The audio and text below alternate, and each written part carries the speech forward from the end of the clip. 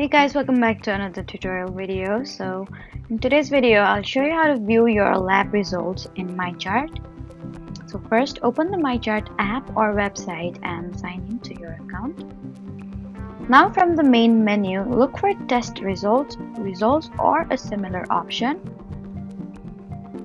Tap it to view your available laboratory results. Then select a specific test to see the result details, reference ranges, and any information your healthcare provider has included. Now you need to keep in mind that some results may not appear immediately. Your healthcare organization may need to process and release them first. If you don't see a result you're expecting, then check again later or contact your healthcare provider.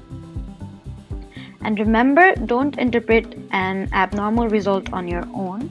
If you have questions about what a result means, then discuss it with your healthcare professional. So that was how to view your lab results. Please do not forget to like, comment, and subscribe for more helpful tutorials. Thank you for watching.